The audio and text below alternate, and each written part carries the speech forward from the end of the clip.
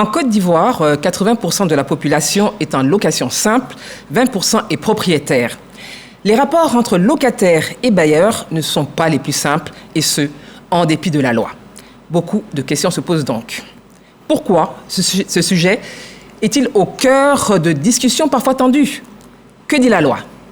Mesdames, Messieurs, bonsoir et bienvenue dans le débat de société sur le thème « Bail à usage d'habitation ». Un univers complexe, 4 invités comme d'habitude, et je vous les présente tout de suite.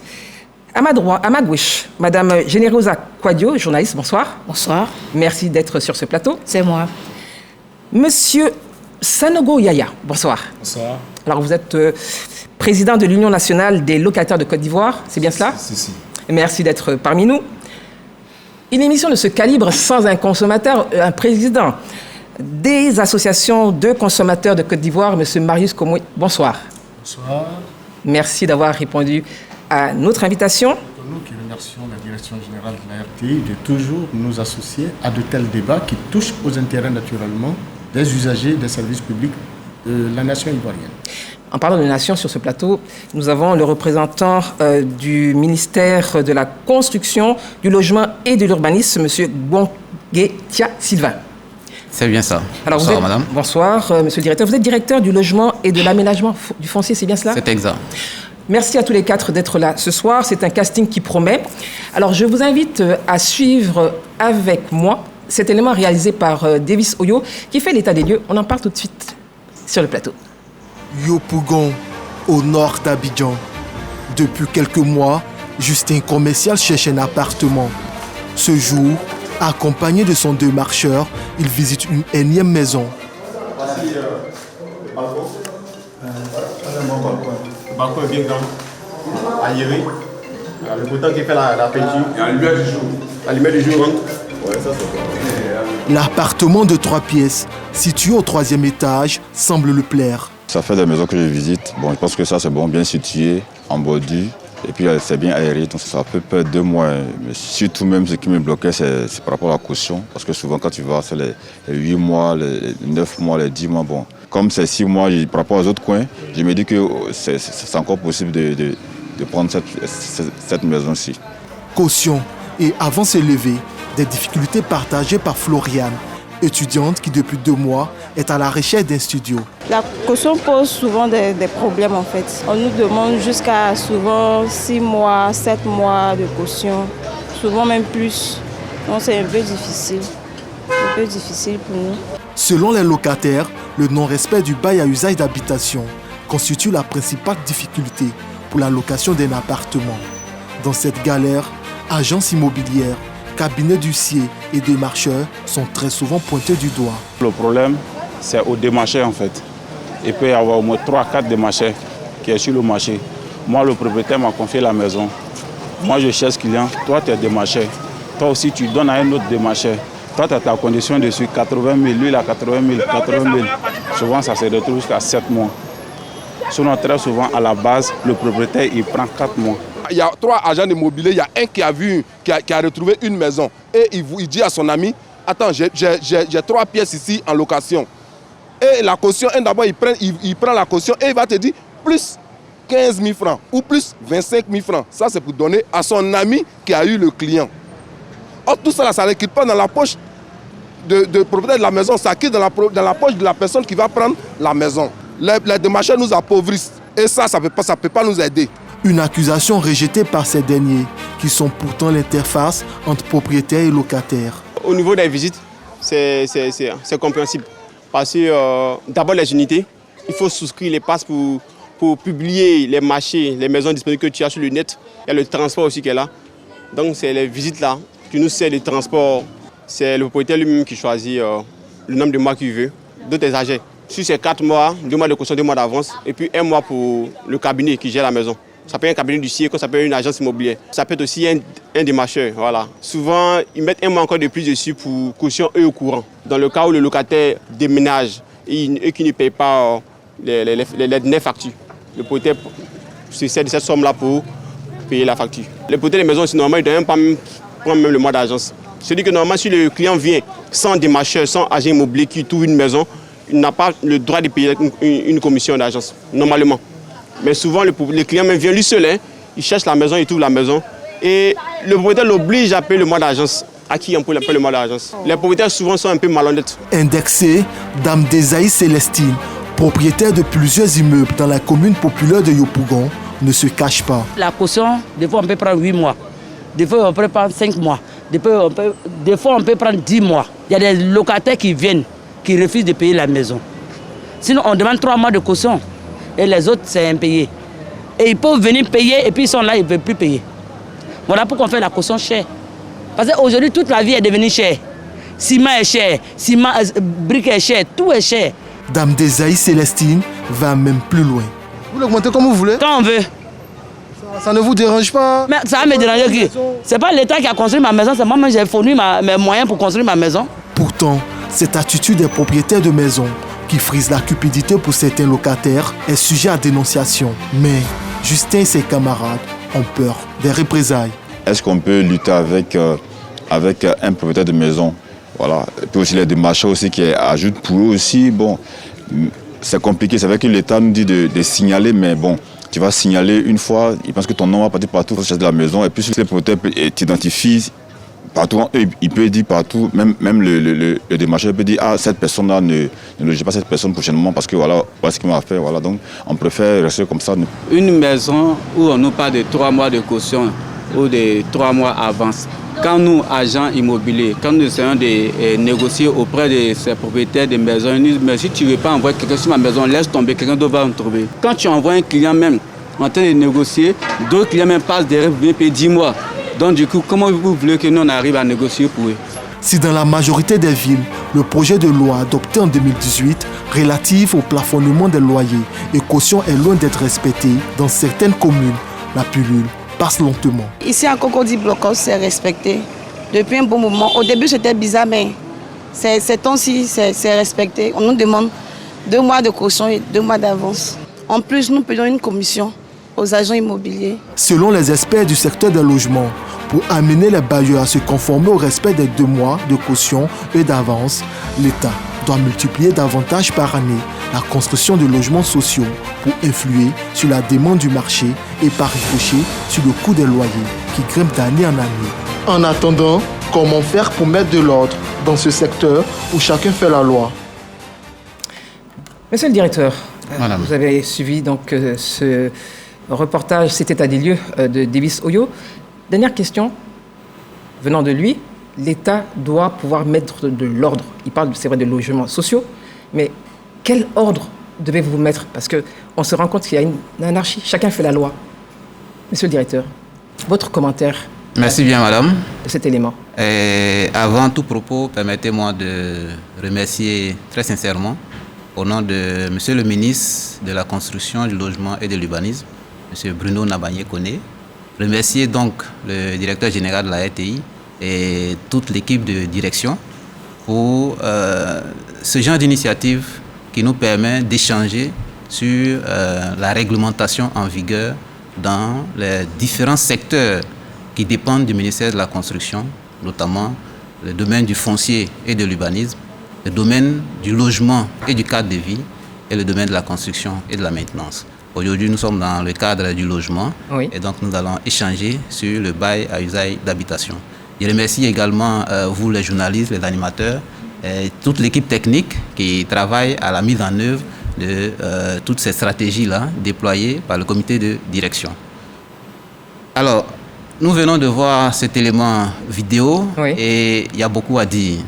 Quand on dit l'État doit mettre de l'ordre, c'est dans un premier temps créer le cadre législatif, le cadre réglementaire qui encadre les activités dans un domaine donné.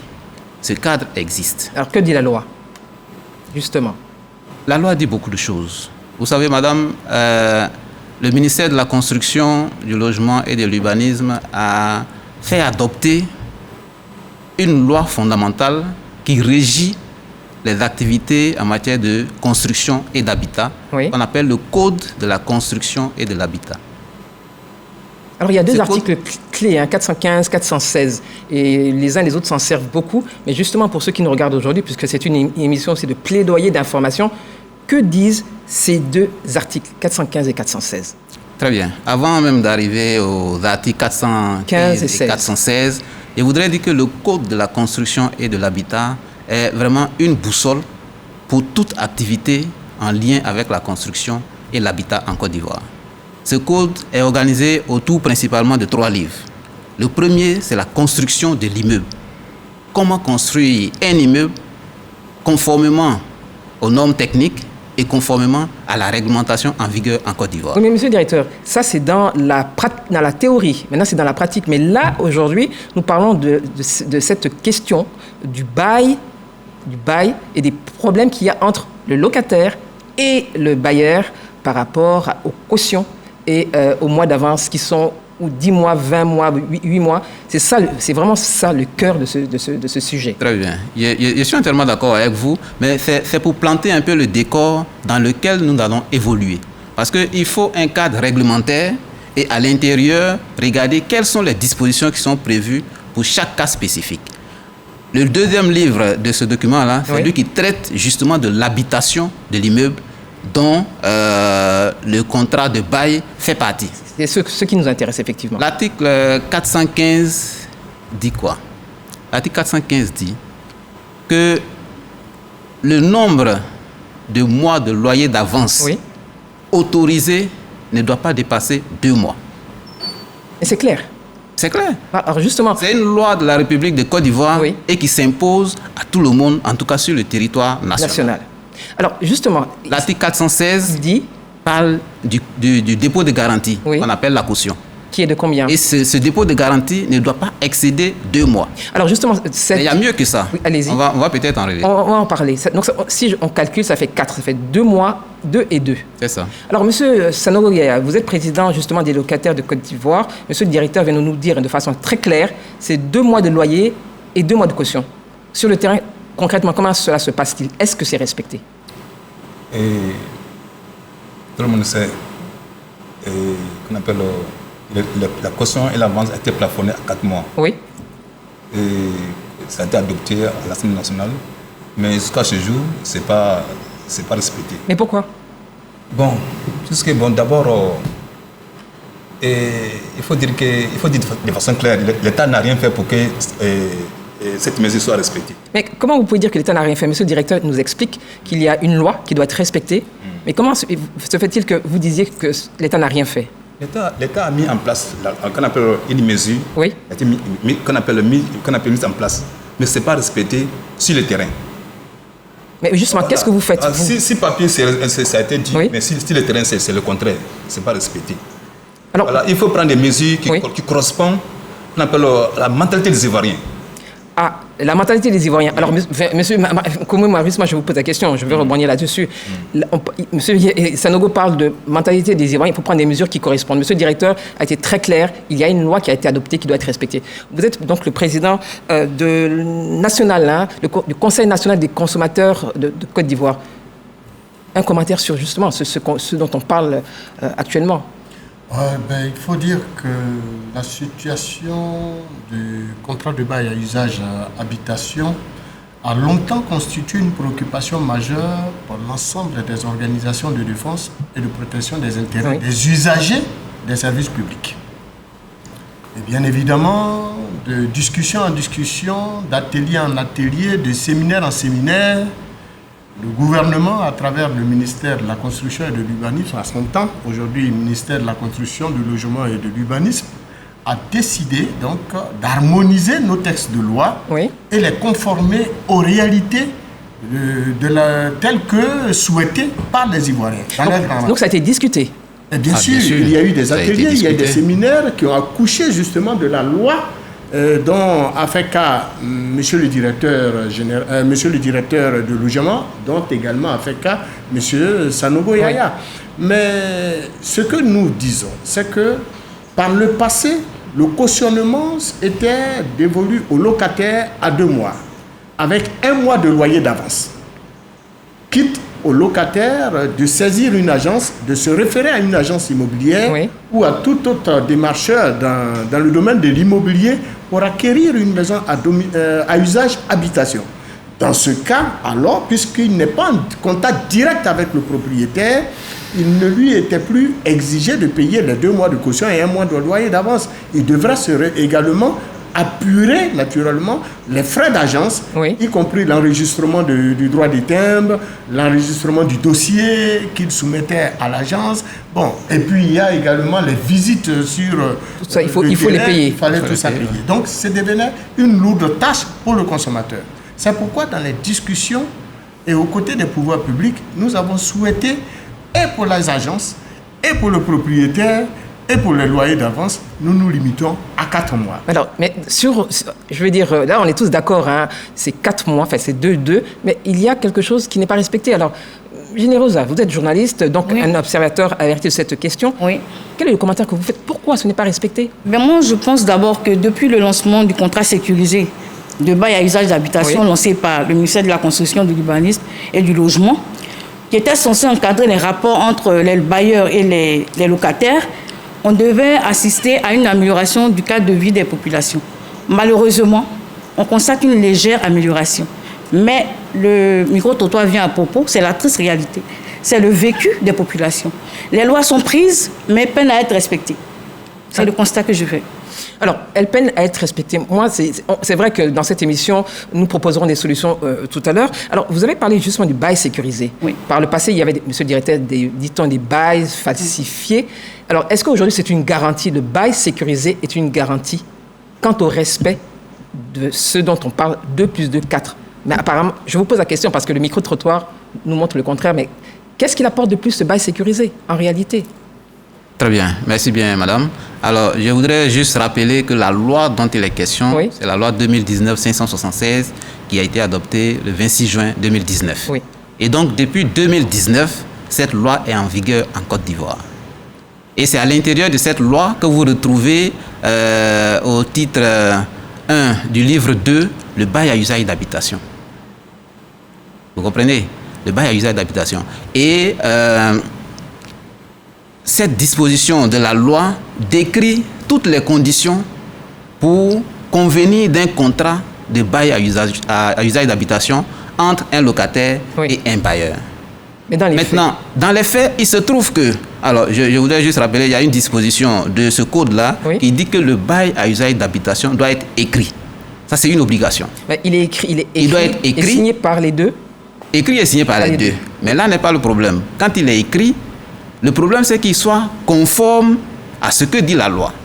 Ce que nous avons remarqué, c'est que sur le commerce, vous avez une multitude de contrats de bail à usage d'habitation qui vont chacun dans le sens de l'intérêt des uns et des autres. C'est ce qui a guidé la mise en place de ce contrat sécurisé dont madame vient de parler, qui reprend exactement toutes les dispositions de la loi en vigueur dans notre pays. Il est au dos du contrat, c'est bien ça? C'est-à-dire ce dont vous parlez, donc les dispositions qui protègent... Tous les articles, qui sont à l'intérieur de ce contrat type sécurisé réalisé par le ministère de la Construction sont tirés directement de la loi, donc du Code de la construction et de l'habitat. Alors, ma question est celle-là. Vous parlez donc du bail sécurisé et puis et se rappelle les dispositions. Donc, comme on dit, nul n'est censé ignorer la loi. Mais de façon concrète, puisque cette loi, elle est violée, comment, monsieur Sanogo, Yaya, on peut arriver justement à respecter justement cette loi? Il y a ce bail sécurisé. Comment on respecte cela? Qu'est-ce que les locataires font? Puisque vous les représentez sur ce plateau, qu'est-ce qu'ils font pour respecter ce qui est édicté par l'État de Côte d'Ivoire? Bon, il faut dire que lorsqu'on parle du désordre qu'on appelle les désordres en la matière, automatiquement tout le monde indexe l'État. Donc il faut indexer alors? Voilà, mais il faut dire que les locataires même ont une part de responsabilité. Voilà, dans les désordres qui minent ces secteurs. Mais vous êtes justement leur représentant, donc dites-nous ce qui se passe. Il va en venir. Oui. Vous savez, la majorité des locataires, si vous voulez même qu'on appelle une grande partie des locataires, et qu'on appelle aspire à être un jour propriétaire d'un logement. Ça, c'est normal. Voilà. Et personne ne souhaite être un locataire à vie. Et vous allez voir quelqu'un qui loue une maison pendant 30 ans. Oui. Mais toujours, il rêve toujours d'être un jour propriétaire d'un logement. Donc cet esprit amène les locataires, la majorité des locataires, comment dire, à s'intéresser moins, et qu'on appelle à la protection de leurs droits. Donc vous voulez dire qu'ils ne lisent pas la loi, ils ne la connaissent pas? À s'intéresser moins à la protection de leurs droits, oui, et à la connaissance du texte restant les loyers. Donc voilà pourquoi la majorité des locataires n'ont aucune notion de leurs droits. Alors, vous êtes président des consommateurs, hein, parce que ce qu'il dit, il dit que la majorité des locataires ne connaissent pas leurs droits. Vous êtes le président des consommateurs, donc quelque part, vous leur parlez. Qu'est-ce que vous leur dites? Est-ce qu'il n'y a pas de sensibilisation? Cette question s'adresse aussi à vous, monsieur le directeur, et à vous, Generosa. Vous ne faites pas d'information, de sensibilisation, de plaidoyer sur le respect de cette loi ou les droits et devoirs des uns et des autres? Notre principale mission, organisation de défense des droits et de protection des intérêts des consommateurs, c'est de faire justement la promotion des droits des uns et des autres et d'en assurer la garantie. À ce titre, et pour rebondir à la question que vous avez posée relativement à la non-application des tests que nous dotons au niveau étatique, il faut dire tout simplement que quelle que soit l'organisation de la société civile, fût-elle une organisation de consommateurs ou même de locataires, ces organisations ne sont pas outillées, n'ont pas qualité à se substituer au pouvoir public. L'État. Est-ce qu'il s'agit de se substituer ou de jouer votre rôle? Mais bien sûr que nous jouons notre rôle qui consiste justement à faire la promotion des droits. Oui. Mais lorsque les droits sont violés... Et les devoirs. Lorsque les droits sont violés, à qui le revient de les faire appliquer? Bien entendu, l'État dispose de la justice. L'État dispose des instruments de répression. L'État lui-même dispose de textes de loi qu'il s'est doté pour réguler le fonctionnement de la République. Ce qui veut dire que lorsque les textes que l'État se dote pour une meilleure régulation de l'activité économique, sociale, même politique et culturelle d'un pays, ces textes dits sont violés, il revient à l'État à travers ses instruments de justice, de répression, de les faire appliquer. Alors, en la matière, lorsque justement un locataire fait face à une violation de ses droits, le locataire a en charge de saisir les instruments de l'État, des services de l'État, habilité naturellement à le rétablir dans ses droits. Alors, s'il ne le sait pas, justement, mais s'il ne le sait pas, monsieur le directeur, s'il ne connaît pas ses droits, il ne sait pas qu'il y a cette possibilité de saisir. Nul n'est ignoré, nul n'est censé ignorer son droit. Tout le monde connaît son droit. D'après les uns et les autres, on connaît tous nos droits lorsqu'ils sont en face d'une situation bien précise. Mais là où le bas blesse, sommes-nous outillés à saisir les instruments de l'État pour nous rétablir dans nos droits? Alors, monsieur le directeur, justement, monsieur Marius Komoué demande si nous sommes outillés, nous, donc la population est outillée et elle sait qu'elle peut vous saisir ou saisir la justice. Justement, quel est le mécanisme dans ce cas de figure? Très bien. Alors, cette loi prévoit dans ses dispositions les différentes voies de recours. En ce qui concerne les mois de loyer d'avance et de caution de garantie, la loi dit le trop perçu est taxé à hauteur de 300%. Et donc, toute demande de loyer d'avance ou de dépôt de garantie ou de caution qui dépasse les 2 mois doivent être dénoncées devant l'administration fiscale. Mais ma question, elle demeure... Deuxième chose. C'est la théorie. Est-ce que la population... Ce n'est pas la théorie, madame. Parce que si vous savez que vous êtes en rapport avec un bailleur qui vous demande 3 mois de loyer d'avance, 3 mois de caution, donc au-delà de ce que prévoit la loi, il faut dénoncer ce contrat-là devant l'administration fiscale. Et le bailleur qui va se voir affliger une taxe de 300% du trop perçu, prochainement, il ne va plus s'aviser à le faire. Mais si l'administration... Est-ce que c'est déjà arrivé, justement, pour servir d'exemple? Je n'en sais rien parce qu'on n'a pas reçu de document signé des locataires, justement, qui dit, voici, nous avons signé un contrat qui est en déphasage avec la loi. Et monsieur le ministre l'a toujours dit, apportez-nous la preuve. On le dit dans nos salons, mais apportez les documents signés sur lesquels la loi a été violée, et vous allez voir la réaction de l'État. C'est l'occasion justement de le rappeler à ceux qui nous regardent, parce qu'on a l'impression que rien ne peut se faire et cela prospère. Je pense que vous aviez un exemple tout à l'heure à nous partager sur cette question. Oui, moi j'ai l'impression que, je me demande, c'est une question que je pose, je me demande si l'État a pris des mesures en synergie avec les bailleurs. Parce que tout à l'heure, le micro-trottoir l'a dit, il y a une dame qui disait qu'elle fixe 8 mois de loyer et bon, apparemment, ça ne lui dit rien. Je pense qu'on est dans un état de droit. Lorsqu'on prend des mesures, il faut être dans la pratique. Tout à l'heure, vous avez donné des décrets et tout ça, mais ça, je crois que c'est encore au niveau de la théorie. On dit on paye 2 mois de caution, 2 mois d'avance. Qu'en est-il du mois d'agence? Parce qu'on n'en parle pas. Alors justement, il y a cette question, mais je vais poser la question au président des locataires. Donc, mais si vous permettez, allez-y, faites. Si vous permettez, je vais répondre rapidement. Je vais rajouter un élément, monsieur le directeur, pour vous permettre vraiment d'élargir votre réponse. Il y a justement l'agence et les démarcheurs. On n'en parle pas suffisamment, on en a parlé donc, dans cet élément. Et les démarcheurs, est-ce que ça ne fait pas lourd justement dans la chaîne? D'accord. Parce qu'on a besoin de comprendre. Le pouvoir d'achat du consommateur, de l'usager. Ça, c'est le consommateur qui parle. Donc, monsieur le directeur, vraiment, nous vous écoutons. Très bien, très bien. Alors, madame a parlé tout à l'heure de décisions prises en concertation avec la population, avec les propriétaires d'immeubles. Oui. Monsieur Komoué a rappelé tout à l'heure que cette loi a été adoptée suite à plusieurs rencontres entre les forces vives de la nation, piloté bien sûr par le ministère de la Construction, mais qui a associé toutes les forces vives de la nation, où chacun a apporté son expérience. Donc c'est un test aujourd'hui qui doit avoir force de loi, parce que c'est une loi en fait.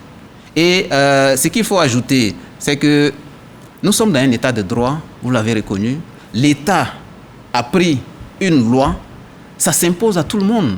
Mais, monsieur la dame qui est intervenue sur l'antenne, elle n'a pas le droit d'aller contre la loi de son pays. Et la manière de la recadrer, c'est qu'un des acquéreurs ou bien un des locataires de cette dame apporte le document signé où elle a mis 8 mois d'avance, combien de mois de caution, et vous allez voir ce qui va se passer. Il faut qu'on dénonce. C'est la même chose pour l'interdiction du téléphone au volant.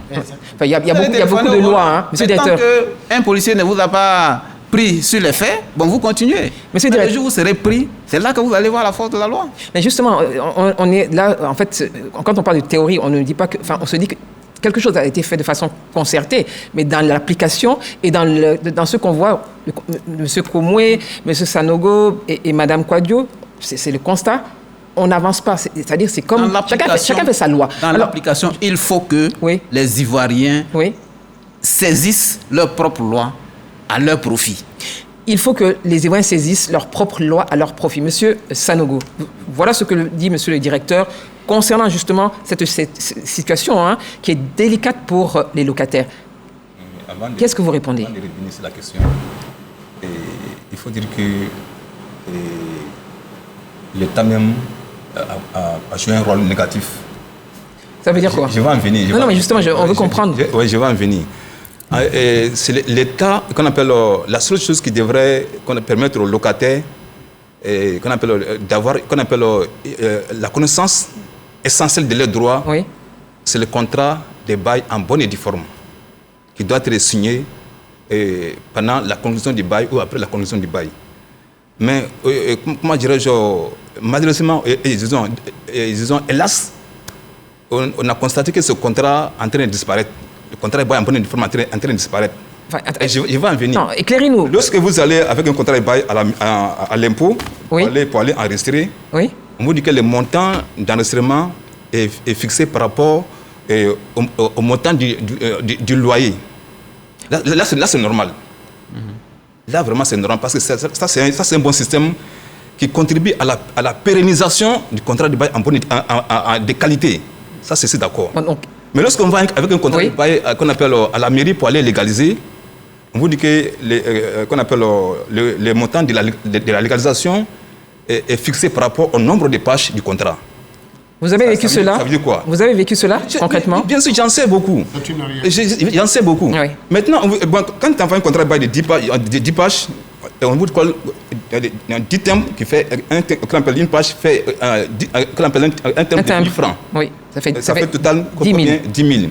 Lorsque tu envoies un contrat de 5 pages, vous collez un thème de 5 000 francs. Et lorsqu'on envoie un contrat de 4 000, automatiquement, on sait déjà que ça fait déjà 4 000. Donc, ce système, les bailleurs ont compris qu'il faut riser contre eux. Qu'est-ce que les bailleurs font? Ils prennent un contrat de bail en bonne et due forme qui protège ses droits et qui protège les droits des locataires. Ils rédigent les clauses. Ils rédigent le contrat de bail à une page ou à 2 pages en les dépouillant de ces clauses essentielles et substantielles qui les protègent et qui protègent les locataires. Et ils s'en vont déposer à la mairie pour légaliser. Et la mairie, par négligence, accepte de légaliser ce contrat. Au détriment de la connaissance des tests, au détriment de l'application des tests. Alors, face à cela, qu'est-ce que vous faites? Donc, l'État même qui a détruit, si vous voulez, la valeur du contrat de bail. Enfin, on ne va pas généraliser. Monsieur Sanogo, on ne peut pas généraliser. On ne peut pas dire que l'État a détruit. S'il y a des mairies qui se comportent de la sorte, on ne peut pas généraliser. Alors, monsieur le directeur, vous êtes directement indexé. Après, je vais prendre l'avis de monsieur Koumoué Marius, parce que c'est des consommateurs. Alors, moi, je vous avoue que je ne comprends pas véritablement la préoccupation de monsieur Sanogo. Nous sommes dans un contrat. Et en la matière, il faudrait que toutes les dispositions soient clairement définies, de sorte que demain, à l'exécution, en cas de survenue d'un incident ou bien d'un événement, on sache quelles dispositions prendre, quelle attitude adopter. Donc, retirer certains articles sous prétexte qu'à la mairie, vous allez payer un thème de 1000 francs, c'est très dangereux. Oui, non, justement, si c'est effectif... Le contrat, en fait, il y a 2 choses qu'il faut voir. Il y a la loi qui régit le bail à usage d'habitation, et il y a le contrat de bail à usage d'habitation, dont le ministère a produit un modèle qui est conforme à la loi. D'autres modèles peuvent exister. Alors, mais justement, donc, il y a 2 choses. Donc, vous n'avez pas... Ce que nous demandons... Excusez-moi, monsieur le directeur, parce que c'est très important ce que vous dites. Il y a le contrat, et puis vous avez un bail. Non, il y a la loi et il y a le contrat. Mais donc, vous n'avez pas d'incidence sur au niveau du ministère, hein, vous n'avez pas de droit de regard sur un contrat? Ben justement, c'est pour pouvoir mieux encadrer le contrat que le ministère a mis en place un modèle type qui respecte la loi. Apparemment, le contrat existe. Et jusqu'aujourd'hui, monsieur le ministre n'a pas voulu rendre obligatoire ce contrat type. Voilà, justement, je pense que M. Sanogo parle justement du contrat qui pourrait fluctuer selon les uns et les autres, puisque vous n'avez pas de droit de regard là-dessus. Un contrat duquel on retire toute la substance pour pouvoir faire la légalisation à moindre coût, je dis que c'est pas une bonne attitude. Alors, mais justement, le contrat, il renferme toutes les dispositions de la loi, de sorte que demain, on soit complètement couvert. Alors, M. Koumoué, en écoutant M. Sanogo... Parlant du contrat sécurisé dont le ministère que le ministère a produit, en vérité, c'est toute la sécurité qui a été mise autour. C'est pour éviter justement les falsifications. Mais justement, parce qu'en la matière, monsieur le directeur, les Ivoiriens, tous les Ivoiriens ne sont pas capables d'analyser un contrat et de voir s'il n'y a pas de dispositions qui pourraient être dangereuses dans l'application.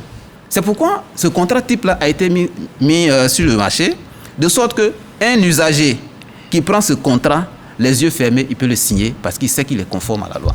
Un contrat ordinaire, on n'en sait rien. Bon, monsieur le directeur, justement, on est d'accord là-dessus à vous donner donc cette définition du contrat sécurisé qui est censé protéger le locataire et faire en sorte qu'il n'y ait pas de discussion entre le bailleur et le locataire. Alors, monsieur Koumoué, à la suite de ce qu'on a entendu, ce dont parle monsieur Sanogo et les affirmations pour protéger le locataire, comment, justement, on arrive à cette situation, à savoir que certains pourraient falsifier, si on s'entend à ce que M. Sanogo explique, alors que derrière, on a une sécurisation en ce qui concerne un contrat. Donc, n'importe qui, en réalité, peut faire son contrat ou le falsifier en réalité, entre 2 personnes, puisque si vous n'avez pas de droit de regard dessus, monsieur le directeur. Donc, je dois entendre M. Koumoué, qui est le président des consommateurs là-dessus. Comment les consommateurs sont protégés? Dans les faits, les consommateurs trouvent leur protection dans la mise en œuvre des prérogatives de l'État. Si elles sont respectées. Bien entendu. Vous parliez tantôt de la loi imposant aux usagers sans distinction l'interdiction de fumer dans les lieux publics. Vous parliez tantôt de la loi qui impose aux populations sans distinction l'usage des sachets plastiques. Mais qui est-ce qui respecte? Nous parlions de la loi qui impose aux usagers l'interdiction de téléphoner au volant de leur véhicule. Qui est-ce qui le respecte? Alors, la loi sur le bail à usage d'habitation constitue pour nous aujourd'hui une véritable préoccupation.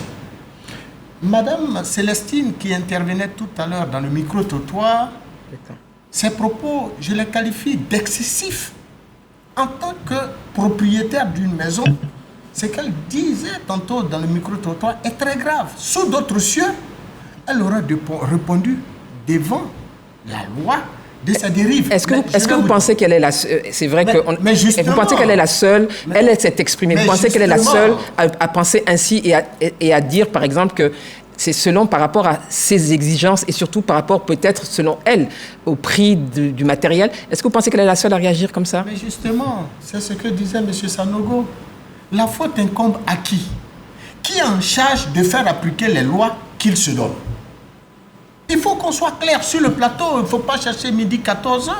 C'est pour ça qu'on est là, M. Komoui. En Côte d'Ivoire, l'État prend des lois, se donne des lois, et je répète, pour réguler l'activité économique, politique, sociale et culturelle de la nation. Les lois qu'on se donne, ça doit s'appliquer par tout citoyen, en tout lieu, en tout instant et auprès de tout le monde, sans distinction. Si d'ordinaire, l'on constate que la loi n'est pas appliquée, eh bien, les instruments de l'État se mettent en branle. Alors justement, les instruments de l'État existent. Il y a aussi des aspects juridiques concernant le bail à usage d'habitation. Nous suivons donc ensemble cet élément réalisé par Davis Oyo.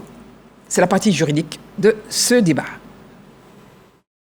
Il faut dire que pour une économie libérale assumée comme la Côte d'Ivoire, limiter le loyer d'avance et la caution à 2 mois constitue un gage des ambitions sociales en matière de politique gouvernementale.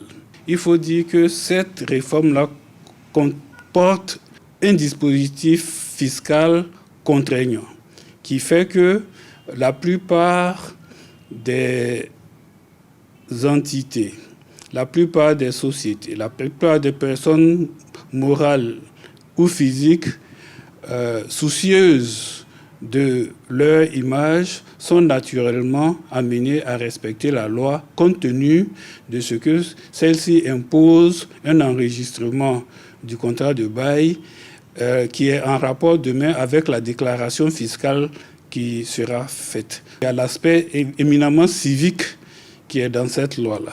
L'article 411 du Code de la construction et de l'habitat prévoit que nul ne peut être contraint au bail.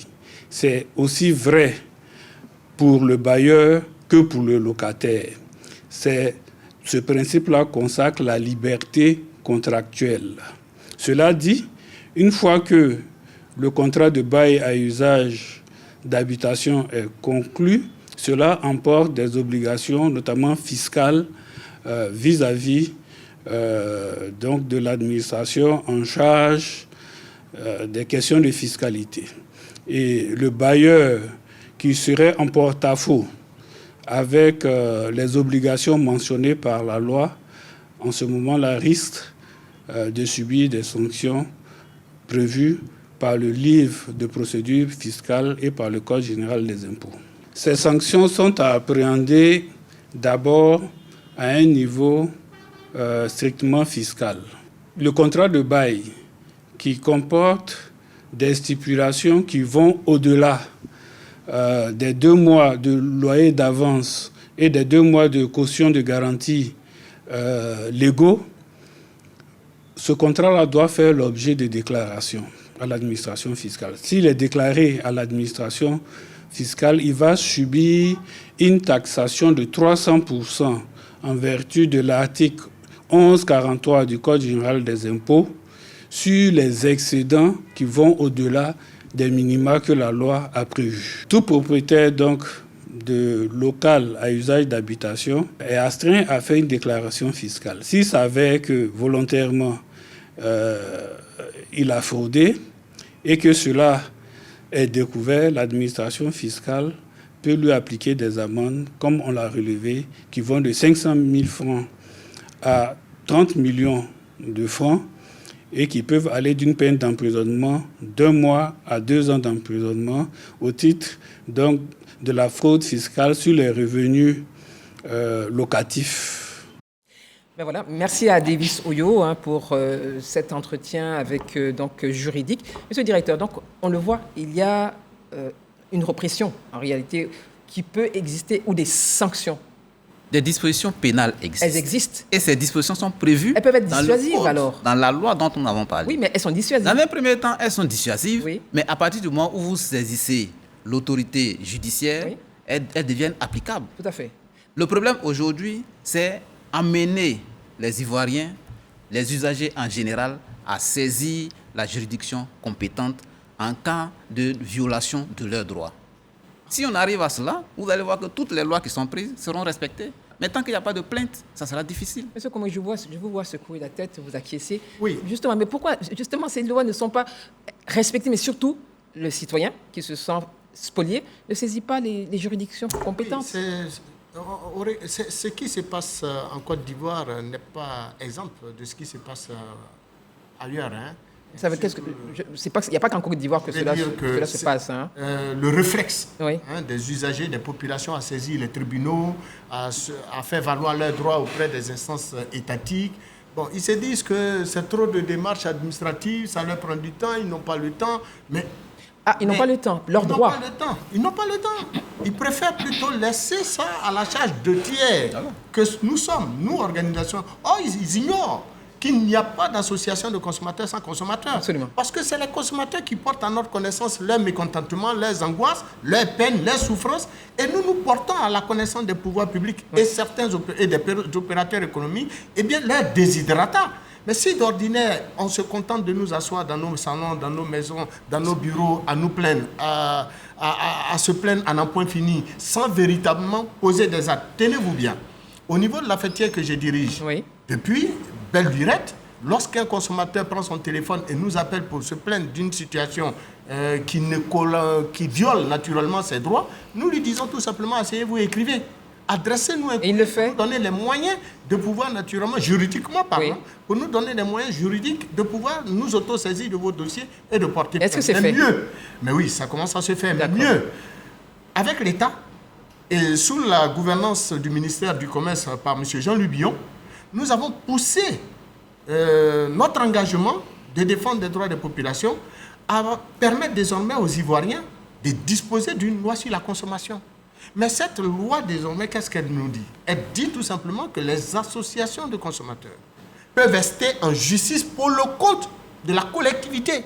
Est-ce que c'est déjà arrivé? Désormais, nous pouvons traduire n'importe quel opérateur économique, y compris les services de l'État, devant la juridiction compétente. Mais encore faut-il que nous soyons saisis par écrit. On revient encore justement à la base. Alors, M. Sanogo, justement, cette question, on l'a vu, il y a une possibilité de réprimer et surtout sanctionner ceux qui posent des actes délictueux. Vous êtes président des locataires de Côte d'Ivoire. Un commentaire là-dessus, parce que ça existe, les mécanismes existent. Pourquoi ils ne sont pas saisis? Oui. Et vous voyez, la peur des représailles ne va pas permettre à un locataire de dénoncer un bailleur. Enfin, soyez plus explicite. Il faut de la vérité. La peur des représailles ne va pas permettre à un locataire de dénoncer un bailleur en infraction. Quelle représailles? On veut juste comprendre. Les représailles, pas la vengeance. Moi, je dénonce un bailleur. Oui. Quand je dénonce ce dernier, il va aller, il est sanctionné. C'est-à-dire que l'amende qu'il va payer là, l'amende de combien? C'est pas 50 000 à 1 million, de combien c'est pas? C'est assez lourd. 50 000 à 500 000 pour le trop perçu. Et voilà, donc cette amende-là, il va payer où? À la mairie, qu'on appelle à l'impôt. Oui. Et lui-même, il s'est dit quoi? Il s'est dit, je gagne quoi en les dénonçant? Si je dénonce mon bailleur, et il va les payer une amende lourde, qu'on appelle... Est-ce que ce ne serait pas justifié à l'impôt. Oui. Et moi, moi, donataire, et je gagne quoi au retour, si ce n'est pas la vengeance? Mais pourquoi cet état d'esprit? Donc c'est un problème de mentalité? Est-ce que c'est un problème de mentalité? Voilà pourquoi j'ai dit au départ, j'ai dit il faut des mesures qui correspondent à la mentalité des Ivoiriens. Je vais en venir. En Corée du Sud, là, vous savez, il y a une mesure qui marche très bien en Corée du Sud. Lorsque les bailleurs prennent une caution élevée, automatiquement, les prix du loyer baissent. C'est-à-dire, plus la caution et l'avance est élevée, plus les loyers baissent. Comme ça, ça va intéresser le locataire à dénoncer les bailleurs. C'est ça, les mesures qui correspondent à la mentalité des Ivoiriens. Mais si on doit, par exemple, vous voyez, c'est toujours le statu quo, hein? Sur le statu quo. Et comment je dirais, moi, je prends un exemple. Je dénonce un bailleur qu'on appelle, qui va en infraction, il paye qu'on appelle l'amende à l'impôt. Oui. Et maintenant, il n'y a pas une loi qui me protège. Le mal, c'est ça. Non, mais ça, en fait, bon, monsieur le directeur... Il n'y a pas une loi qui me protège. Oui. Parce que vous répondrez... Après tout, la maison appartient au propriétaire. Donc, quand vous l'aurez dénoncé... Mais on n'est pas... Il y a comme... La justice, elle existe quand même. La loi lui donne de vous donner un congé. D'abord, dans quel contexte un propriétaire, un bailleur peut réclamer sa maison? Il peut réclamer sa maison d'abord, non seulement pour sa propre... Ça, on est d'accord. Mais il y a trois possibilités. Il y a trois possibilités qui amènent le bailleur à récupérer. On est d'accord. S'il vous donne un congé, il vous dit qu'il veut récupérer sa maison. Mais on ne peut pas discuter. Mais le cas qu'il évoque, c'est pas ça. Même que le problème pour lequel il réclame sa maison est lié à la dénonciation, mais il va faire fait. Il va faire fait. Oui. Et c'est sa liberté de penser à... Non, bien sûr. C'est sa liberté. C'est ça le vrai problème. C'est sa liberté et c'est dommage. Donc, le locataire ne trouve pas juste d'aller le dénoncer. Monsieur Détain, on va juste prendre... Au risque de perdre la maison. D'accord. Moi, je pense que tout cela pose un problème d'éducation, aussi bien des bailleurs que des locataires. Ou bien, la nouvelle loi dit que le bailleur a un délai de 30 jours pour restituer la caution au locataire. Mais il y a des locataires qui vous disent, les bailleurs, qui vous disent carrément d'épuiser la caution. Oui. Parce qu'ils n'ont pas d'argent pour vous remettre. Tout à fait. Encore que, je veux dire que le problème, ce n'est pas le cadre juridique, ce n'est pas les lois, c'est dans l'application. Donc, comme monsieur disait tout à l'heure, il y a un problème de mentalité des Ivoiriens. Les gens font fi des règles et ils font des petits arrangements. Et même ceux qui sont censés, les bailleurs par exemple, il y en a qui ne sont pas instruits, excusez-moi, mais qui ne connaissent même pas ce que disent les textes. Mais est-ce que c'est cet élément qui est fondamental, pas être l'instruction, mais on peut ne pas avoir d'instruction, mais savoir qu'il y a ce respect de son engagement, il y a des textes qui doivent être respectés. Oui, normalement, mais comment est-ce que vous expliquez le fait qu'il y a des bailleurs pour encaisser leur argent parce que le locataire leur doit? Ils viennent s'asseoir dans la maison du locataire, ils mettent les pieds dans les fauteuils, ils lui font un scandale, ils les frappent même. Alors, là, monsieur le directeur, ça c'est... Mais si, c'est une réalité. Et même, j'ai des vidéos, il y a eu des scènes que j'ai filmées. Mais monsieur le directeur, justement, quand on arrive à ce stade, qu'est-ce qu'on fait? Qui on saisit? Je pense qu'en Côte d'Ivoire, il faut qu'on arrive à passer le stade de l'impunité. Les lois existent. Comment faire pour pouvoir en bénéficier? Quand une association des locataires me dit qu'eux, ils ont peur d'extraire en justice un bailleur, j'ai dit que ça pose problème. Donc c'est que le problème, il est profond. Le problème, il est profond. Parce que vous êtes censé être le porte-voix, justement, de cette grande majorité de locataires là, qui n'ont pas la possibilité d'aller vers les juridictions, d'aller vers l'administration. Il y a quand même 80% de locataires. Il est reçu à plusieurs reprises à mon bureau. Oui. Donc, ça veut dire qu'il a la possibilité de venir vers l'administration et porter les préoccupations des populations. Mais, monsieur le directeur, de la même manière... Monsieur le directeur, s'il vient vers vous, effectivement, il porte ces informations, encore faut-il que lui, il ait été saisi également. Justement, c'est ça. Donc, c'est une chaîne. Toutes les personnes qui sont intervenues à la télé pour se plaindre, on leur demande juste d'apporter la preuve de cet abus-là. Les preuves n'arrivent pas. Monsieur Komo, il a dit tout à l'heure, il faut nous saisir. Il faut écrire le préjudice que vous subissez là, preuve à l'appui, et nous allons faire la suite de la procédure. Alors, on va faire la suite. Quand vous n'avez pas ces éléments, ça sera difficile. On va faire donc, il y a également derrière... Hein, et puis, justement, pour revenir à l'exemple coréen que M. Sanogo a... Mais ça, c'est dans les solutions. Voilà. Comment est-ce que l'administration est informée de la caution qui est surélevée. Il y a forcément une information qui est partie de la base vers l'administration. Sinon, ça ne peut pas fonctionner. Si vous êtes seul dans votre coin, vous faites le contrat et vous fixez des cautions, tant que ça reste entre vous, l'administration ne peut pas mener une action de réparation. Ce n'est pas possible. Alors, donc, il faut dénoncer. Il faut dénoncer. Mais moi, j'ai une question. Oui. Quelle administration oui. Non, ça c'est au niveau des solutions. Monsieur le directeur, monsieur Sanogo, au niveau des solutions. Oui, allez-y. La question, vous parlez de l'administration. Quelle administration vous parlez? Très bien. Vous avez été co-auteur du code. Vous savez qu'en cas d'abus, on vous demande de vous référer à la juridiction compétente. La juridiction compétente, c'est la juridiction du lieu où est établi votre immeuble.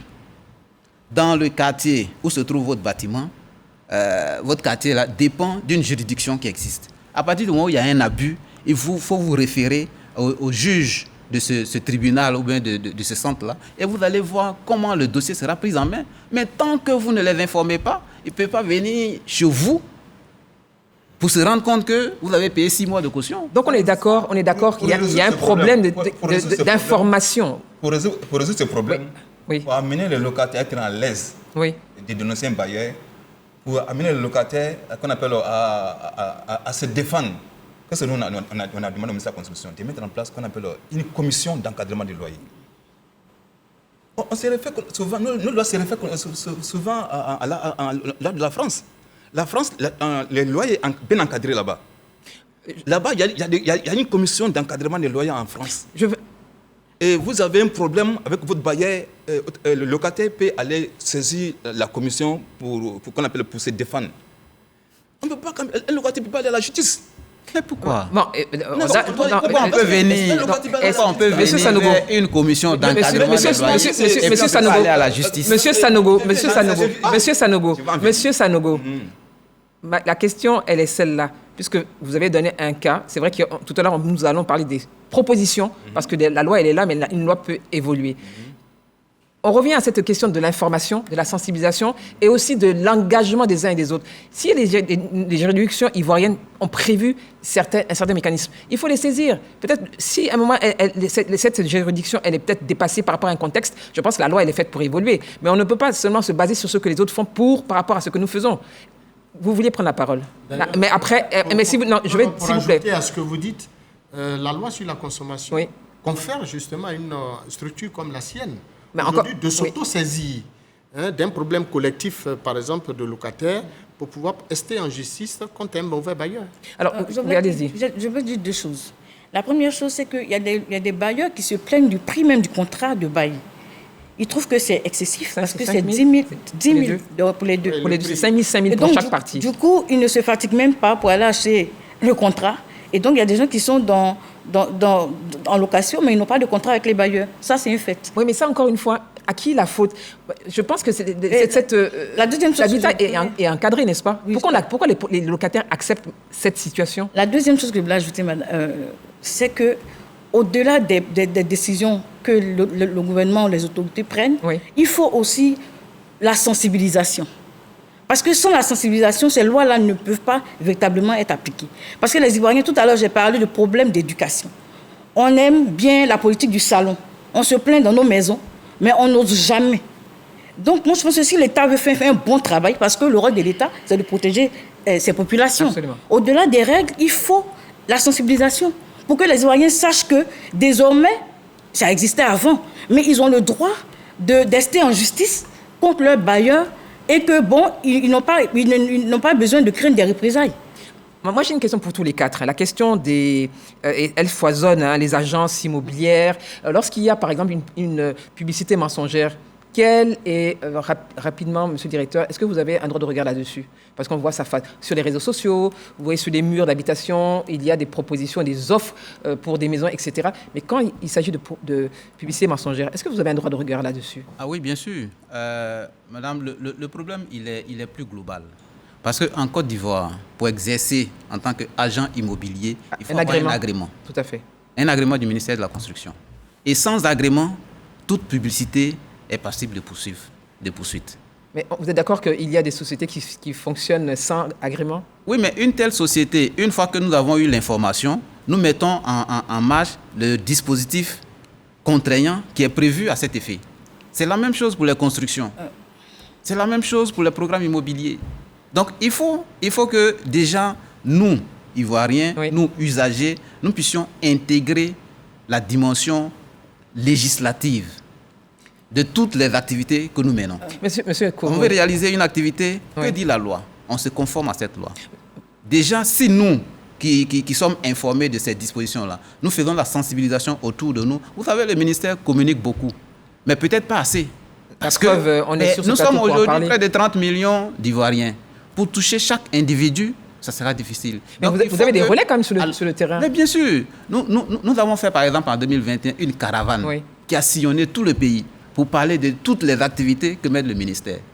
Mais même des personnes qui étaient à ces caravanes continuent de signer des contrats qui ne sont pas conformes à la loi. Et tout à l'heure, on avait soulevé un problème de peur du bailleur. Mais non, un bailleur qui a une fois été en justice pour non-respect des dispositions de la loi, je suis convaincu qu'au deuxième contrat, il ne va pas revenir sur la même disposition. Vous le pensez aussi? Non, il sait qu'il peut être traduit vous le pensez aussi, monsieur? Il faut essayer. Komoué, quel est votre sentiment justement par rapport à ce que dit monsieur le directeur?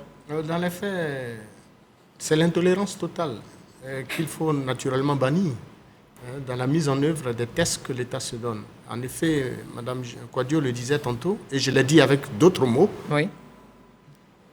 la question de la formation et de l'information des populations, des usagers, relève tout simplement du pouvoir régalien de l'État. Nous venons en tant que société civile en complément. Mais il ne revient à l'État de faire d'abord et en premier le bonheur de ses populations. Il ne revient à aucune organisation, quelle qu'elle soit, fût-elle même internationale, de venir se substituer au pouvoir public et de faire le bonheur des populations. Donc quand l'État prend des textes de loi pour garantir justement l'accessibilité des logements à ces populations, l'État doit veiller à ce que les clauses régissant justement ces contrats, ces bails, soient appliqués. Sinon, si c'était véritablement appliqué avec la rigueur de la loi, on n'entendrait pas madame s'exprimer comme on l'a entendu. Malheureusement, c'est parce qu'il y a un laisser-aller. Et ce laisser-aller lui permet de dire ce qu'elle pense, mais au-delà. Je vais vous dire une chose. Nous... Allez-y, parce qu'après, on parle de solutions, parce que là, vous avez attaqué les solutions. Je vous en prie. Donc, allez-y. Soyez rassurés qu'en tant qu'organisation de défense et de protection des intérêts des consommateurs, d'ailleurs, M. Sanogo Yaya a été largement encadré par nos organisations. J'ai été moi-même régulièrement dans des échanges avec lui. On a beaucoup travaillé sur des propositions qu'eux, ils comptaient aller faire dans les échanges avec le ministère. Donc, il y a un dialogue. Mais bien entendu qu'avec lui et nous travaillons. Et d'ailleurs, c'est pour ça que nous avons connu ces avancées. Mieux, nous sommes en ce moment en train de plancher sur un nouveau type de contrat de bail que nous comptons proposer au pouvoir public. Très bien. Alors, justement, Générosa... Oui, je voulais dire quelque chose. Oui, quand j'entends le représentant du ministère parler de dénonciation au niveau des agents immobiliers, je souris. Pourquoi? Parce que tout le monde sait que les agents immobiliers, il y en a à tous les carrefours. Mais c'est eux qui dictent la loi. Et donc, quand le représentant du ministère dit qu'on doit dénoncer tous ces agents immobiliers, mais attends, on a quel temps pour dénoncer tous ces milliers d'agents immobiliers qui sont à tous les carrefours? Là, je pense qu'il y a un travail à faire. Il y a ce qu'on appelle la liberté du choix. Nous en parlerons. L'État a déjà... Bon, un bailleur, d'abord, il construit sa maison, c'est une maison privée. D'abord, c'est à l'État de construire des maisons et de les mettre en location, soit location-vente, soit location simple à ses usagers. Nos aînés, qui pour la plupart tous dirigent aujourd'hui ce pays, et bien avant, ont tous eu des maisons parce que leurs dévanciers qui dirigeaient ce pays ont mis à leur disposition des logements. Aujourd'hui, nous attendons que l'État construise des maisons et les mette à notre disposition en location-vente. On ne va pas rentrer dans... Que de donner... parce qu'en fait, le vrai problème qu'on a aujourd'hui... Madame, j'arrive. Madame, s'il vous plaît. Monsieur Komoué, je vous en prie. Monsieur Komoué, c'est moi qui dirige le débat. On ne va pas rentrer dans le patrimoine des uns et des autres parce que certains ont sans doute construit leur maison avant qu'on ne leur donne, peu importe. Vraiment, on va tout de suite attaquer les solutions et après, on va revenir justement sur vos propositions pour qu'on puisse sortir de ces discussions et de ces tiraillements entre les bailleurs, les locataires et puis même, on a oublié les démarcheurs. Des solutions avec Davis Oyo. Face au non-respect du bail à usage d'habitation, les populations montent au créneau. Elles proposent des solutions pour aider les décideurs à faire entendre raison aux propriétaires. Je pense que les mesures à prendre par l'État doivent être respectées en mettant une police dans l'immobilier pour suivre réellement les lois qui disent. Il faudrait que le ministère de la Construction même, quand ils vont, avant d'aller, le monsieur, il s'en va d'abord poser, faire ses dossiers. On dit, lorsque vous allez finir, est-ce que vous allez mettre les maisons en location ou même vous-même vous allez habiter? Le monsieur va dire oui, je vais habiter. Ou pas, non, c'est pour mettre en location. Bon, oui, quand tu finis, lorsque tu finis, tu as un dossier que tu dois remplir pour pouvoir mettre la location. Nous, on va s'occuper de mettre les personnes dans la maison que tu vas faire. Donc, selon ça, on va te fixer un prix qui sont les 4 mois de caution que le gouvernement a demandé. On peut réduire les coûts des matériaux de construction. Et bon, ça aussi, c'est une réalité. Mais je veux dire, les citoyens que nous sommes aussi, on a besoin que peut-être que notre situation soit améliorée pour pouvoir faire face au loyer. Des solutions de plus en plus dures à l'encontre des bailleurs. L'État instaure quelque chose, tous ceux qui ont des maisons doivent se faire déclarer. Tu es déclaré, on connaît ton loyer, on connaît le nombre de caution que tu dois faire. Si un locataire vient chez toi, que le gars constate que tu es en train de lui dire 11 mois de loyer, automatiquement, il va se plaindre et il y a une brigade qui va venir fermer tes maisons. On ferme carrément tes maisons. Si on ferme ta maison pendant au moins 1 an, quand tu vas quitter la demain, tu sauras réfléchir avant de dire à quelqu'un. Pour rappel, la violation de la loi sur le plafonnement des 2 mois de caution et 2 mois d'avance constitue une infraction fiscale réprimée par les dispositions du Code de procédure fiscale, qui prévoit, entre autres, une peine d'1 mois à 20 ans de prison. Cette sanction est loin d'effrayer les bailleurs, car pour l'heure, la galère des candidats à la location continue. La galère continue, Générosa. Merci, David Soyo, pour ce micro-trottoir. Solution pour Effectivement, la galère continue, aussi bien pour les bailleurs que pour les locataires. Moi, comme solution, je préconise une rencontre et une discussion franche. Ça veut dire, mais est-ce qu'il n'y en a pas eu? Qu'est-ce que ça veut dire, une discussion franche? Quel est le contenu? Entre l'État de Côte d'Ivoire, les bailleurs et les locataires. D'abord, entre l'État de Côte d'Ivoire et les bailleurs. Ensuite, entre l'État de Côte d'Ivoire, les bailleurs et les locataires. Vous avez demandé tout à l'heure s'il n'y avait pas déjà eu de rencontre. Mais c'est par rapport aux solutions, c'est par rapport à la situation sur le terrain que je dis qu'il faut une rencontre pour une discussion franche. Parce que là, on a l'impression que les rencontres ont accouché d'une souris. Puisque dans les faits, les populations souffrent toujours. Puisque dans les faits, malgré le contrat sécurisé, aucune des parties ne respecte ses engagements. Aussi bien à certains niveaux, les bailleurs que les locataires.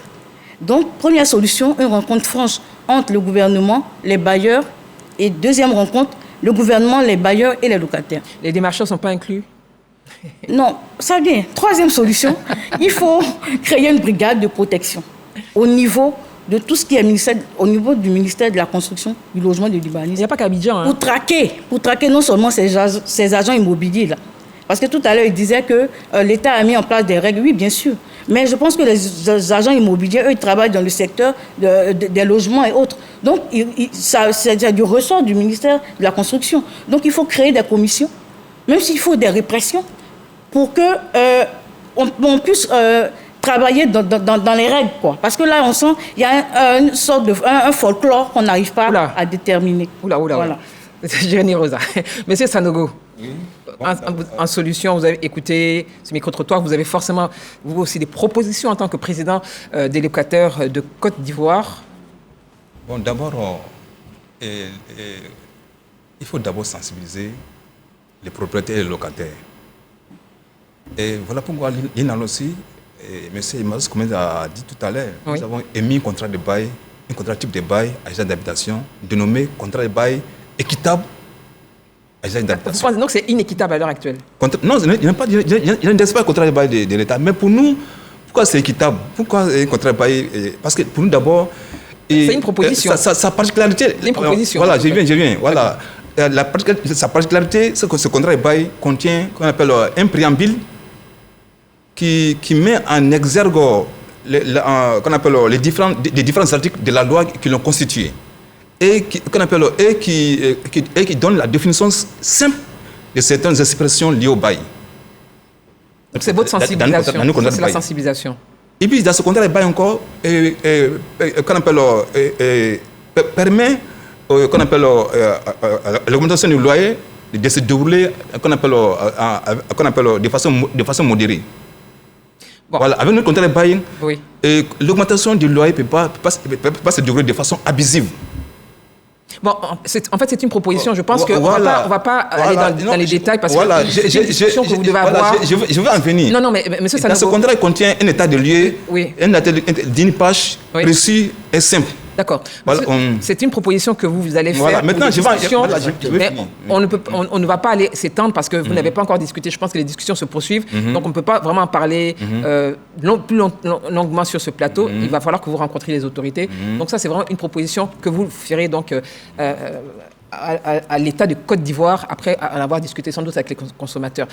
Moi, de façon pratique, hormis ce contrat de bail que vous proposeriez, est-ce que vous avez une autre approche pour faire en sorte que les locataires soient sécurisés, mais surtout qu'ils prennent sur eux d'aller dénoncer, entre guillemets, les actes délictueux? Voilà, bon, et dans un premier temps, j'ai toujours dit qu'on appelle le ministre de la Constitution.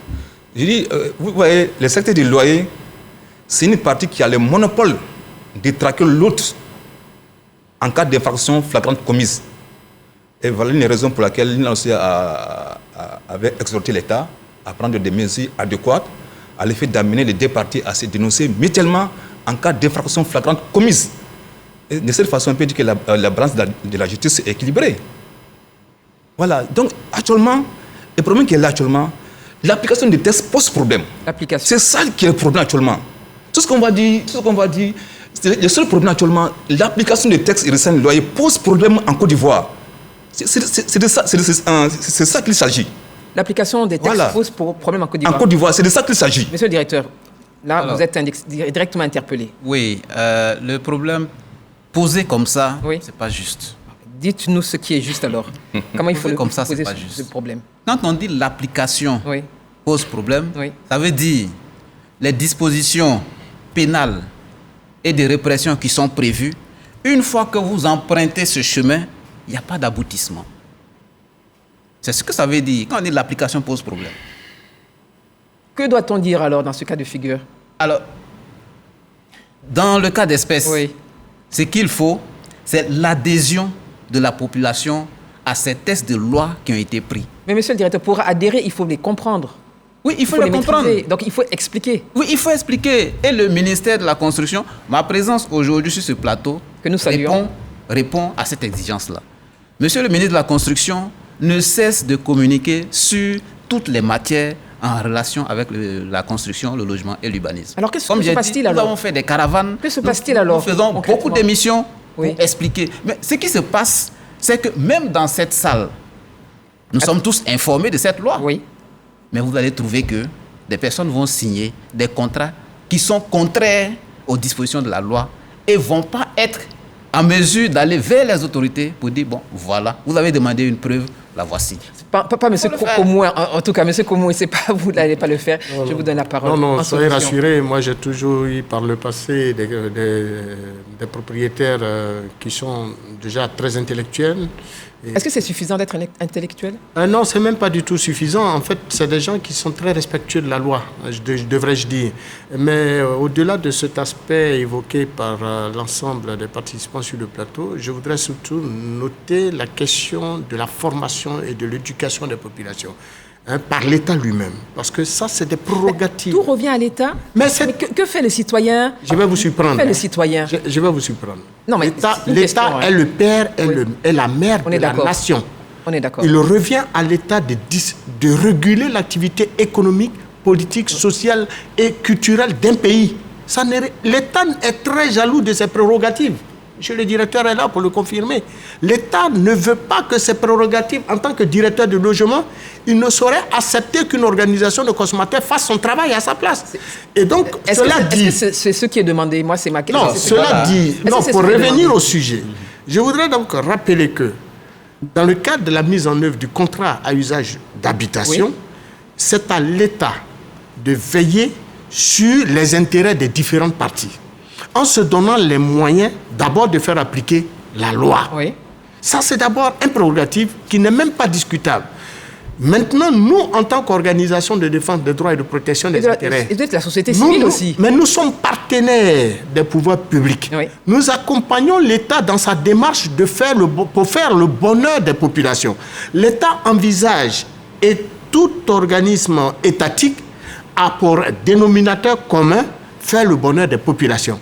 Donc, nous, sociétés civiles, quand on se crée, on vient en complément des actions de l'État. Donc, en matière d'éducation, de formation, de sensibilisation, nous devons concourir à aider l'État à mieux faire connaître les textes de loi. Ça, il faut le dire à tout le monde.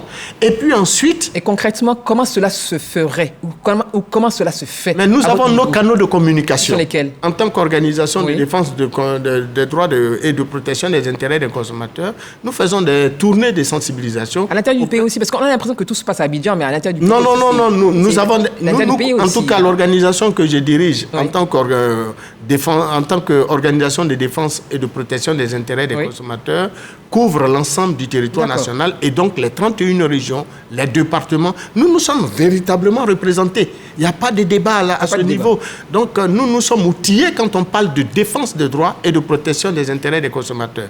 Nous connaissons les réels problèmes des populations, nous les touchons du doigt tous les jours et nous les pratiquons. Très bien. C'est pour ça que nous disons que l'État a obligation de nous associer naturellement et chaque fois que de besoin à la prise de décision et au besoin même d'aller à la conquête de la sensibilisation des populations et de leur éducation sur un certain nombre de textes de loi qui engagent justement leur bien-être social.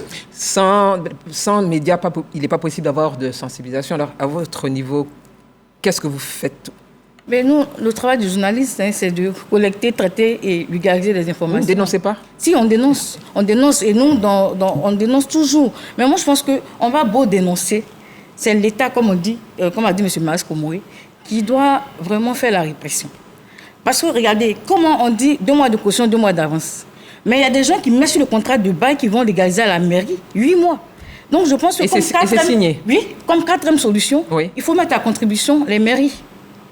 Pour que tout ce qui ne remplit pas les critères, les dossiers soient carrément rejetés. C'était ma 4e proposition. Monsieur Sanogo, on est toujours au stade des propositions.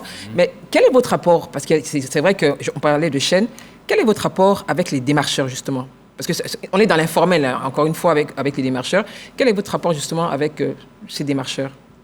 Parce que des fois, le montant, il grossit parce qu'il y a ces démarcheurs qu'il faut également rémunérer.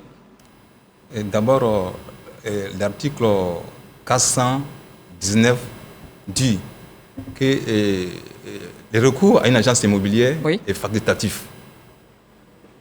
Et l'article 486, si je ne me trompe pas, 486, un agence immobilière, 2 agences immobilières ou 3 agences immobilières ne peuvent pas augmenter qu'on appelle les honoraires.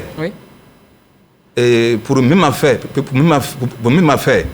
c'est-à-dire que lorsque les 3 agences immobilières, avec y compris les démarcheurs, ont trouvé une maison pour un locataire, ils n'ont pas le droit d'augmenter leur commission. C'est interdit dans les textes. C'est interdit. Les commissions, si c'est 1 mois, ils prennent 1 mois. Ils se partagent. Ils se partagent, oui. Ils doivent prendre 2 mois, 3 mois, 4 mois, parce qu'on est beaucoup. C'est interdit. Mais dans les faits... Mais les locataires ne savent pas cela.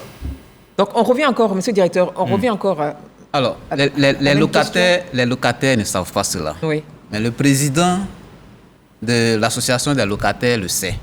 Qu'est-ce qui est fait pour que les locataires soient informés? L'État fait sa part. L'État fait ce qu'il peut. Mais l'État ne peut pas tout faire.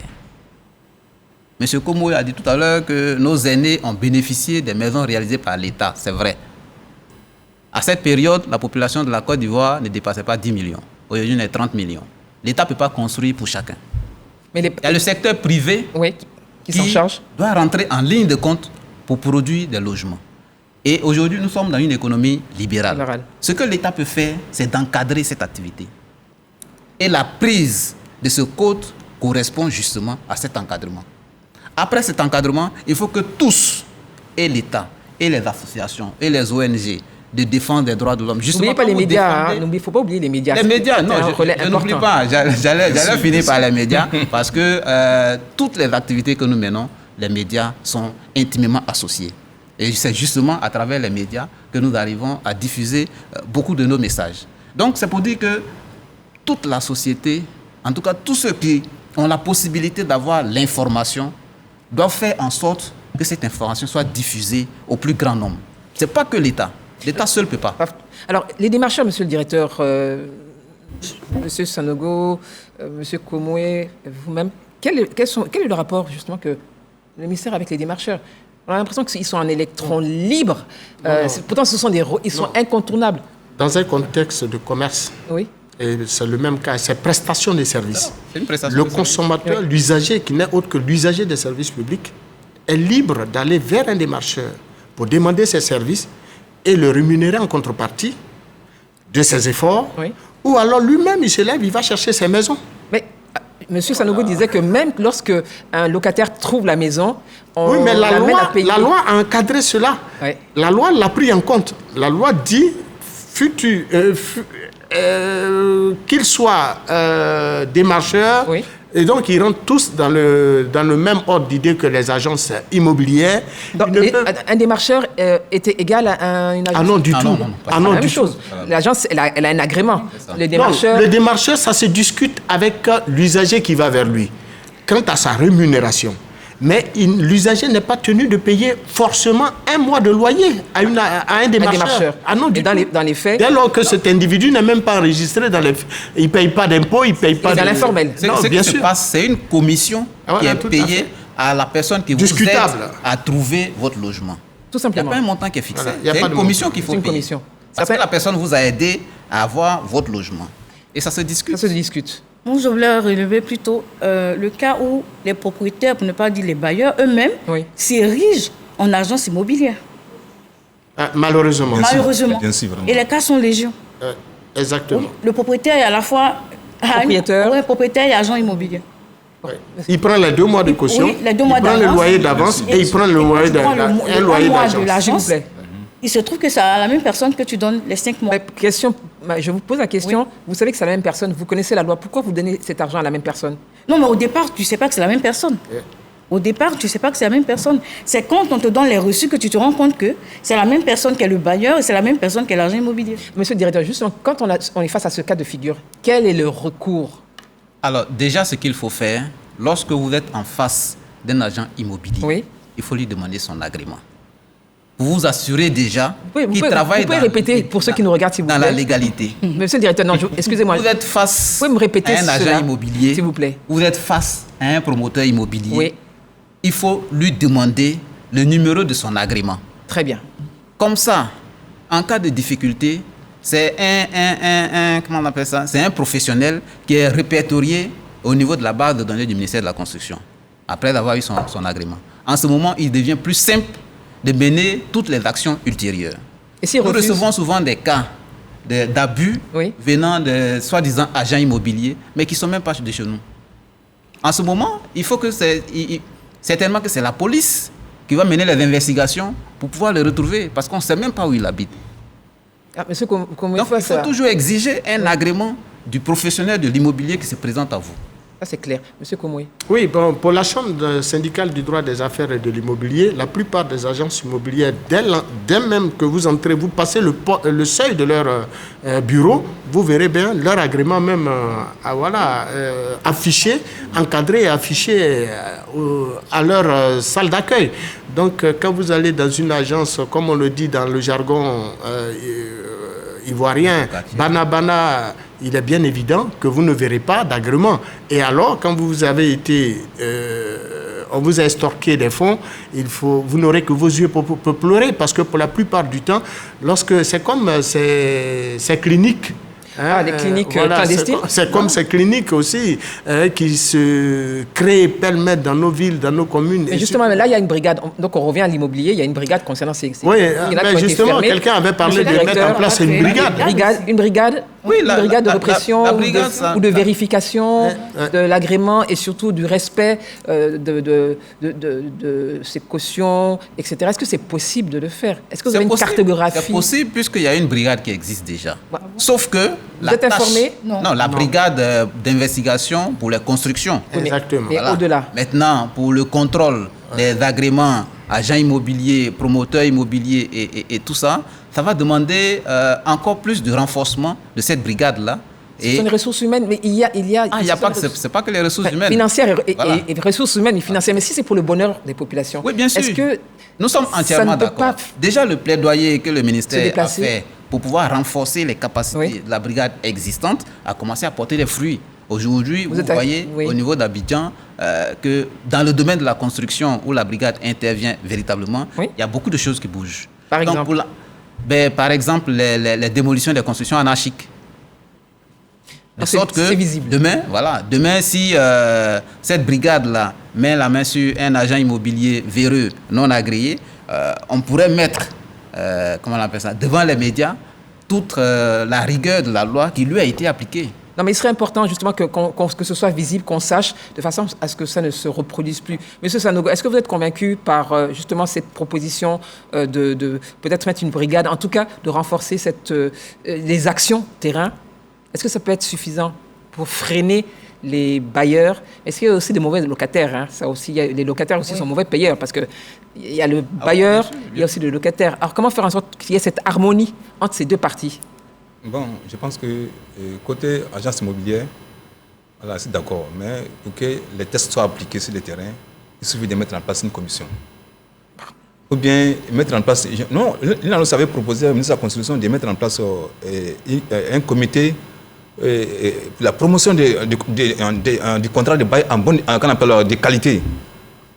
Mais il y a le bail sécurisé, c'est ça? Ouais, mais je vais en venir. Voilà, parce que je parle dans le cadre du bail sécurisé, mais il y a un comité pour la promotion du contrat de bail sécurisé. Non, de qualité tout court. Non, mais parce que la Côte d'Ivoire n'a pas adopté un contrat de bail unique. Parce qu'un contrat de bail unique là, un contrat de bail unique n'est pas. Lorsqu'on adopte un contrat de bail unique, ça veut dire que c'est obligatoire. Le contrat de bail unique n'est pas obligatoire. On ne doit pas obliger les gens à s'approprier d'un contrat de bail unique. Alors, là, monsieur, nous ne sommes pas d'accord avec le contrat de bail unique. Donc, monsieur Sanogo... Nous sommes un contrat de bail aussi. Monsieur Sanogo, pour l'heure, c'est ce qui est actuel, c'est le bail sécurisé de l'État de Côte d'Ivoire, n'est-ce pas? Vous permettez que j'intervienne? Non, mais bien sûr, je vous donne la parole. J'ai dit tout à l'heure qu'il y a deux éléments qu'il faut dissocier. Oui. Il y a la loi qui prévoit des dispositions pour la conclusion d'un contrat de bail. Tout à fait. Et il y a un modèle de contrat que le ministère a mis en place pour justement aider les usagers qui n'ont pas la possibilité d'interroger un contrat sur le marché pour savoir s'ils respectent la loi. Mais est-ce que ce contrat... C'est pas la même chose. Est-ce que ce contrat justement dont vous parlez, il est le seul contrat entre guillemets autorisé? Seul contrat autorisé. Oui. Aujourd'hui, le contrat, il est libre. D'accord. Le contrat est libre jusqu'à la date d'aujourd'hui. D'accord, mais ça laisse la porte ouverte à peut-être des dérives. Mais en même temps, la loi, elle s'impose à tout le monde. Très bien. Et la loi dit, en termes de mois de loyer d'avance, c'est 2. C'est 2 et 2. En termes de dépôt de garantie, c'est 2 mois. Ça, c'est ce que dit la loi. Si vous prenez un contrat vert ou bien un contrat rouge, il faut que ces dispositions-là soient respectées. Alors, donc, si on récapitule, maintenant, quel que soit le contrat, c'est 2 mois de loyer et 2 mois de il dit toujours, il y a la loi et il y a le contrat. Très bien. Très bien. Le contrat reprend les dispositions de la loi, mais la loi, elle s'impose à tout le monde. Très bien. C'est clair. Alors, moi, je voudrais avoir votre avis sur une dernière question. On parle de la demande qui est plus élevée que l'offre. Et pourtant, il y a beaucoup de constructions à travers la Côte d'Ivoire. Même si on parle d'Abidjan, puisqu'on est à Abidjan, mais à travers la Côte d'Ivoire, beaucoup d'habitations, beaucoup de constructions. Comment se fait-il qu'il y ait davantage, qu'on soit bloqué sur cette demande par rapport à l'offre et que certains soient obligés de payer peut-être 10 mois, vous l'avez dit tout à l'heure, parce que si vous ne payez pas ces 10 mois de loyer ou d'avance, il y a quelqu'un qui va payer 11 mois. Pourquoi on est dans cette situation, monsieur le directeur? Vous êtes justement directeur du logement. Justement, nous sommes dans cette situation parce que l'offre de logement n'a pas suivi l'évolution de la population. L'exemple que M. Komoué a donné tout à l'heure, c'est que l'État, après les indépendances, a pris en main la réalisation des logements, notamment les logements sociaux.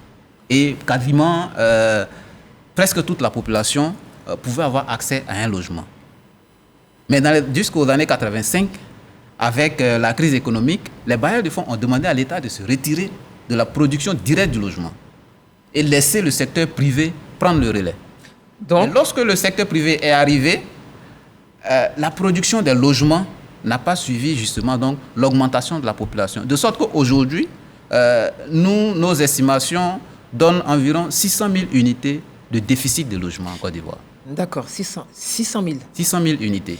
D'accord, monsieur le Malgré directeur. toutes les constructions que vous voyez pousser à Abidjan, nous avons un gap aujourd'hui de 600 000 logements à recouvrir. Alors, nous sommes au terme de cette émission, ça va très vite, 90 minutes. Monsieur le directeur, je vais terminer par vous.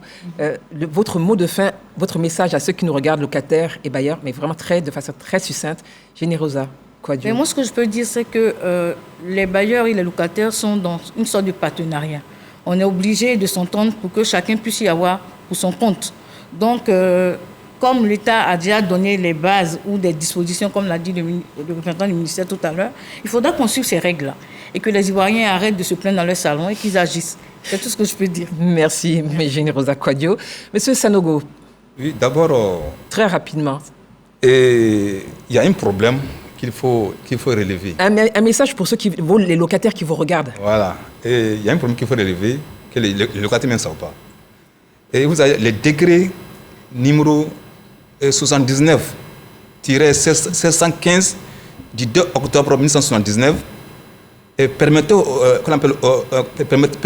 aux partis de se référer sur un indice qui calcule les pourcentages d'augmentation du loyer. D'accord, mais monsieur Sanogo, on ne va pas refaire l'émission. Je vous demande vraiment votre mot de fin, votre message à ceux qui nous regardent, locataires et bailleurs, pour que vraiment, qu'on ne revienne pas encore dans 6 mois, parler du même sujet. Votre message, très rapidement, s'il vous plaît. Bon, et je demande d'abord aux locataires de venir nous voir. En cas on appelle un locataire qui est en difficulté, peut saisir l'INAL aussi, et pour que ces bagages soient recasés dans un endroit sécurisé en cas de menace d'expulsion liée aux impayés de loyer. Très bien. Merci, M. Sanogo. M. Komoué, Marius, message aux consommateurs. Le message des organisations de consommateurs à l'État, c'est de rassurer l'État sur tout notre engagement, de nous tenir à ses côtés pour permettre justement à nos pouvoirs publics d'honorer leurs engagements également relatifs aux promesses à nous faire lors des campagnes électorales. Et à la matière, permettez que je termine. Oui. Non, permettez que je termine. Oui, allez-y. Et à la matière, nous sommes toujours tentés de demander au pouvoir public de veiller sur la question, au même titre qu'on se préoccupe des questions de circulation, d'une meilleure circulation des biens et des personnes, toute chose qui est bonne pour l'économie nationale et pour le bien-être des populations. Il est bon qu'on se penche sur la question du logement qui constitue aujourd'hui un nœud cordien à la gorge des populations ivoiriennes, parce que vous avez dit le chiffre, sur 100 Ivoiriens, il n'y a que 20 qui disposent d'une maison. 80 Ivoiriens n'ont pas de maison. Merci, M. Marius Komoué. Monsieur le directeur, votre mot de fin. Bien. Mon mot de fin, déjà, c'est remercier la RTI pour cette opportunité d'échanger sur le bail à usage d'habitation et dire que le bail est encadré en Côte d'Ivoire par une loi. Très bien. Et la loi s'impose à tous.